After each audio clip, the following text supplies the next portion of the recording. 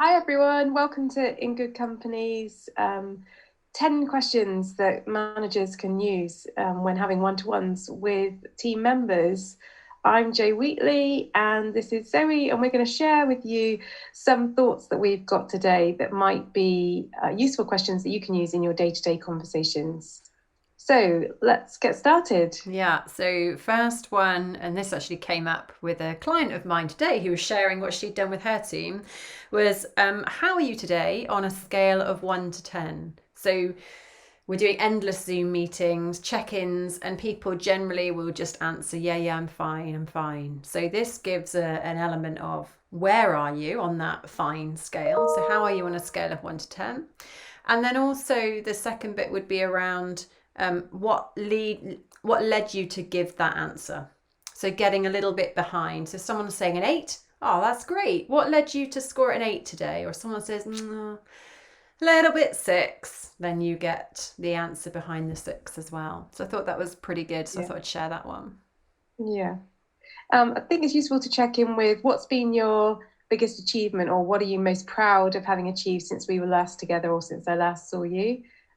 Nice opportunity to tune into some positive energy. Yeah, nice. And I suppose building on that success side, working with clients, what we know is generally people like to be challenged in work. Like they get a lot of motivation from learning and being in a bit of their stretch zone, but with the right amount of support. So I think you could ask some questions.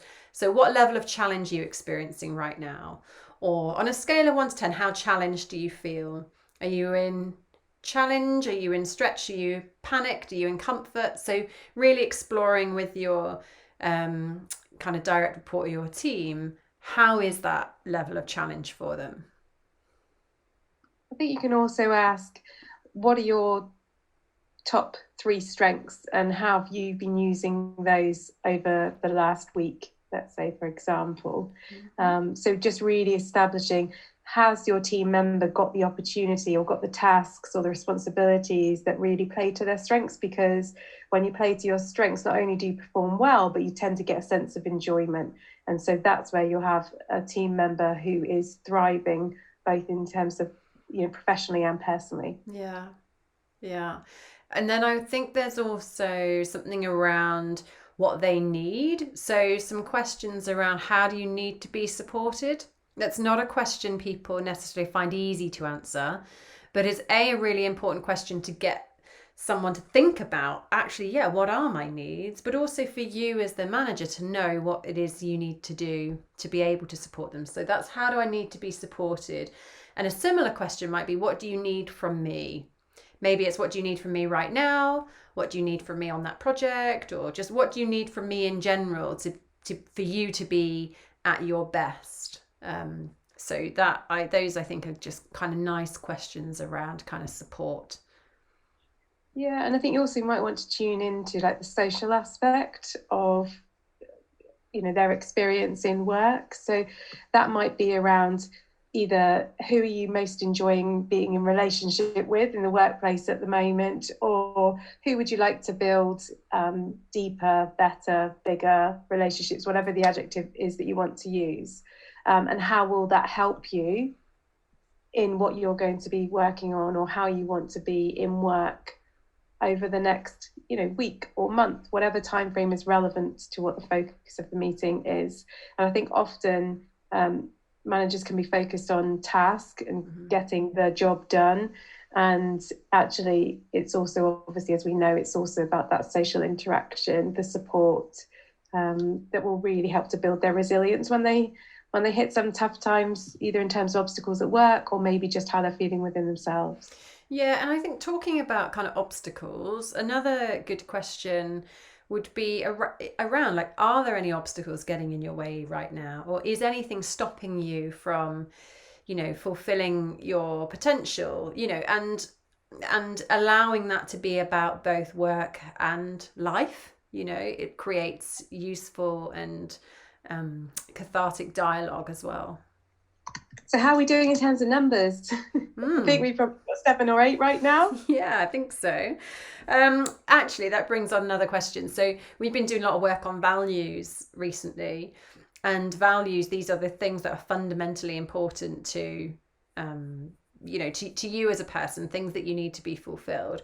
And I think one question which can indicate what those values are what's important to you at work. So if you're trying to build a relationship and really get to know someone, just to ask them some questions as to what's important to you at work. When you're at your best, what are some of the things that are happening? They can be helpful. Yeah.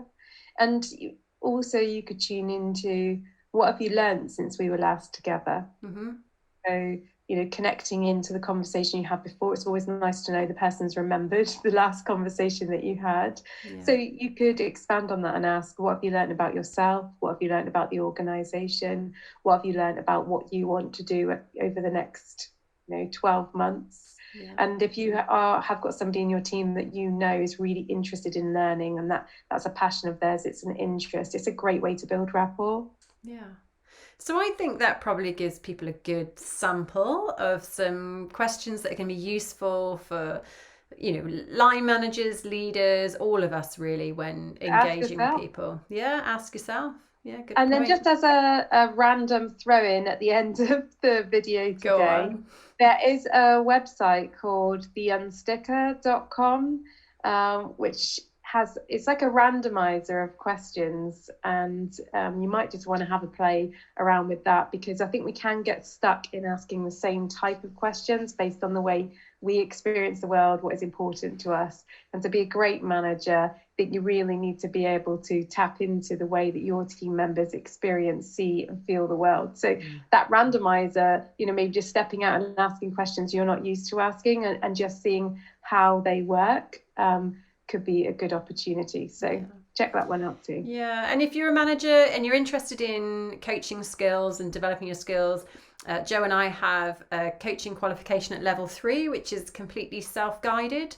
You can find out details about that on our website, which is www.igcompany.co.uk. You can enlist on that anytime, and that will really help you to hone these great questioning skills, learn some different activities that you can do with your team. And given the constraints that we're all facing with COVID, coaching can be a great skill for you to be able to bring in and lean into as a line manager. So hopefully that ignites some interest in you.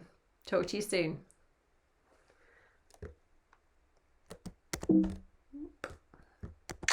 Oh God.